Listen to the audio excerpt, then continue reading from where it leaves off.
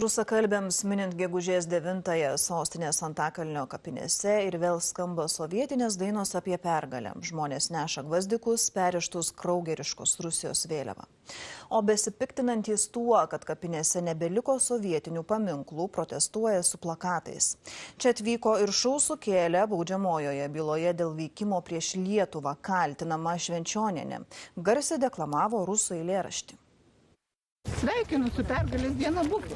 Paleckio bendražygė Rusijos garbintoja Erika Švenčionienė į sostinės Antakalnio kapines atvyko, kaip pati sako, švęsti pergalės dienos. Paklausta, kodėl būdama Lietuvos piliete švenčia dieną, kuri lietuviams reiškia okupaciją, pasiūlė pasimokyti istorijos ir ėmė deklamuoti eilėraštį. Žinau nieko apie sovietų okupaciją. Jeigu jūs pasiskaitysite apibrėžimą, ne mano sugalvota, kas tai yra okupacija, tai prieš ateidami ir užduodami klausimus išmokite istorijos pamokas.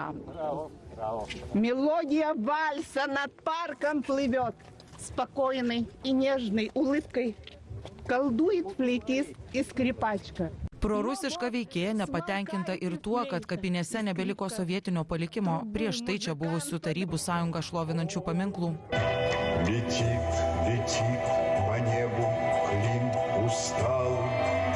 Ir tokių garbinančių Švenčionienę bei jai dėkojančių čia susirinko dešimtys ir ateina vis naujų. Skamba sovietinė muzika, patriotinės Rusiją šlovinančios dainos apie sovietų karius. Pasirodo ir veikėjas, kuris su savimi atsitempė kažkokius daiktus. Tuoj pat jie apklausė viešąją tvarką prižiūrintys pareigūnai. Čia būdi gausios policijos pajėgos. Vėliau paaiškėjo, kad vyras atėjo demonstruoti pykčio dėl nugriautų sovietinių paminklų. Vadina tuos, kas juos nugriovė, fašistais. Pažiūrėkit, kas čia buvo ir kas dabar. Ką jūs vadinate fašistų gynėjais? Tie, kurie nugriovė šitą paminklą. Šventė, draugai, jūs sveikinu su šventė. Į gvazdikai sužydėjusias kapines ateina įvairaus plauko veikėjų ir besipiktinančių čia atvykusią žiniasklaidą. Ir taikiai išgeriančių. Nėra kur padėti gėlių. Gerai. Fašizmas dar baisesnis už tą okupavimą.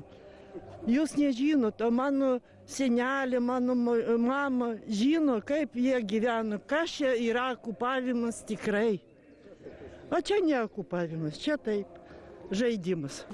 Kaip, atminimo diena, čiagi pergalė, nugalėjo fašistus, nuo fašizmų pergalė. Gegužės 9 čia okupacijos pradžia. Lietuvos okupacijos. Čia žmonės tai ateina švęsti, tai būtent pergalė nugalėjo fašistus. Absoliučiai prieš karą 100%, čia siaubas, košmaras 100%, bet negalima lyginti čia visiškai skirtingos šalis, Tarybų sąjunga ir dabartinė Rusija. Į 8 žmonės ateina, į 9, į 10 čia ateis žmonių.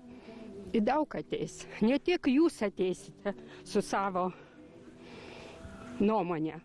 Todėl, kad aš gerbiu tą dieną. Man vienodai rodo, ką Lietuva švenčia. Čia pergalės daina. O štai Latvijos žiniasklaida praneša, kad prieš Latvijos komunikacijų operatorių Baltikom prorusiški veikėjai surengė kibernetinę ataką. Perėmė televizijos kanalo transliaciją ir rodė pergalės dienos paradą Maskvoje. Latvijos nacionalinės elektroninės masinės žiniasklaidos tarybos vadovas Ivaras Abolinis socialinių tinklų platformoje X, anksčiau vadintoje Twitteriu, parašė. Baltikom Storyt patyrė kibernetinę ataką ir prarado televizijos retransliacijos kokybę. Visur buvo transliuojamas Kremliaus paradas. Šobrit ITV paslauga buvo nutraukta. Tikslinamos incidento aplinkybės. Filosofas Gintautas Mažeikis tikina, kad gegužės 9 yra Maskvos susigalvota šventė jau net gerokai po Antro pasaulinio karo pabaigos. Esą vyresniai kartai buvo skiepijama, kad tik Rusija laimėjo karą ir praliejo daugiausiai kraujo, kad tik šitaip atsimintų gegužės 9. Tie asmenys, kurie švenčia, dažniausiai neskaitė nei kritinių vadovėlių. Jie tiesiog yra, sakyčiau, pasiklydę istorijoje, pasiklydę istoriniuose ir propagandos pasakojimuose iš savo tų, sakykime, klaidžiojimų tarp propagandinių istorijų nebegali išbristi. Kviečiu juos žiūrėti pakančiai, jei tik jie nepažeidinėja Lietuvos įstatymą. Filosofas sako, kad gegužės 9 turėtume švęsti kaip Europos dieną, mat per ją buvo pasirašyta dar Šumano pasiūlyta plieno ir anglies sąjunga tarp Vokietijos, Prancūzijos bei kitų šalių ir taip kuriama Europos sąjunga.